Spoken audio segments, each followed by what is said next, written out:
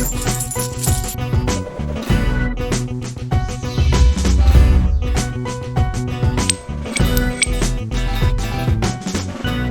reduction in house prices is the number one cause of negative equity from properties in the UK, guys. And having negative equity on your property is not a good look to have. With that said, the way that current circumstances are with the UK economy, it's officially been stated we're in a recession now. I can only see house prices dropping in the near future, guys. And unfortunately from this, I can see a lot of property owners getting themselves into negative equity. I recently made a video on this recession topic. I've left it down in the description box below. It's called "The Recession is Officially Here." If you want to find out more on this topic, give that video a watch.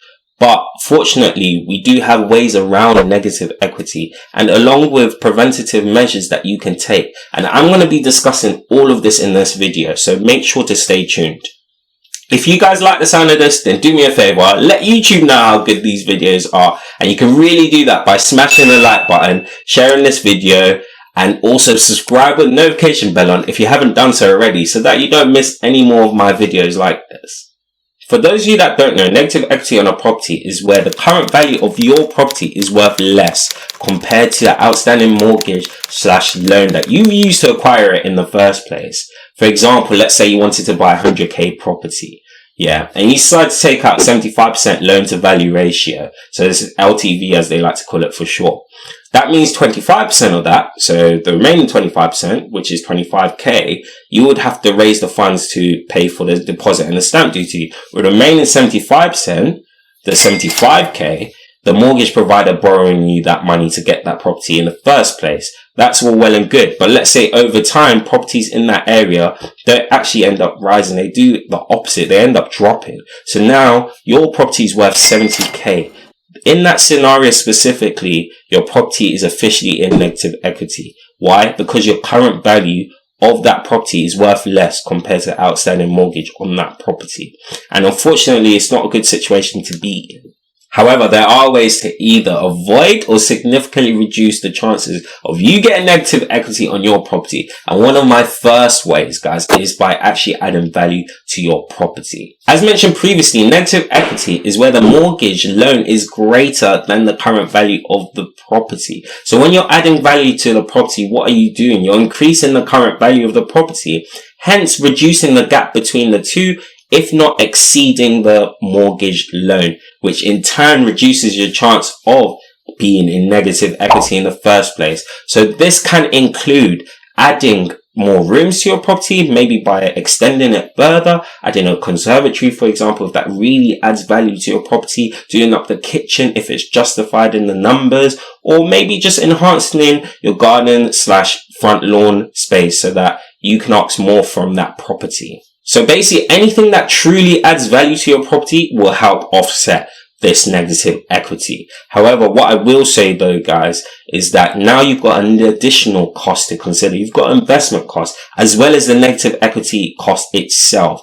So you've got to really sit down and make sure that when you do invest and you do add value to this property, it's going to be able to cover that negative equity and now that new investment cost too. So make sure the numbers add up as well. My second point tackles the major issues that a property owner might experience with their property being in negative equity. You see, there are only really two major things you're going to be fearful of with your property in negative equity. One is getting into a position where you're forced to sell, and even worse than that, selling at the worst time as well, where you're selling at a loss effectively. And the second one is getting yourself into mortgage arrears, where the mortgage provider is hunting down your neck to get mortgage payments on time. These two situations are the worst things that you're gonna try to avoid as much as possible, at the very least if your property is in negative equity. But if you avoid selling and rent out instead, then you're automatically reducing the chances of these two big issues arising in the first place. When you avoid selling, you're effectively avoiding selling at a loss because you're in negative equity. Or if you do want to sell, then just wait for when the market is booming again, because you know when it booms again, you're going to be able to drive up that property's equity as much as possible, and you're going to be able to make more of a profit in those time periods. Whereas when you're renting out as well, what you're doing is you're making it more likely for yourself to cover those mortgage payments, because you're not paying for the property anymore. Your tenants are now. Now, my next method, my third method, is more so a preventative measure that you can take to just like avoid negative equity in general. Is to invest in areas where you know that there are going to be future developments, but good future developments, if I might add. You see, you want the area to also add value to a property too. This isn't just great advice for avoiding negative equity. It's great advice for just investing in properties, period, guys. You see, when I bought my property in Corby with my brothers, we knew that we were going to place it quite close to the town centre. Why? Because the town centre was developing, guys. We knew that there were plans in place to develop the town centre, and ultimately that would attract more people to the area, more jobs, and more attention. So in essence, the area adds value to the property too, and you guys need to make sure that you're utilising it to avoid getting yourself in negative equity. My fourth and final point is much like the third one. It's more so a preventative measure that you can take to just avoid negative equity in general, guys. Like I said before, negative equity tends to happen when there is a reduction in house prices, typically during a recession or market crash and so on. You see, this is an awful time to sell property, but on the flip side, it's a great time to buy a property. Why? Because you're going to be getting it for dirt cheap, guys, which ultimately means that you're going to be taking out smaller mortgage/loans to actually acquire that property.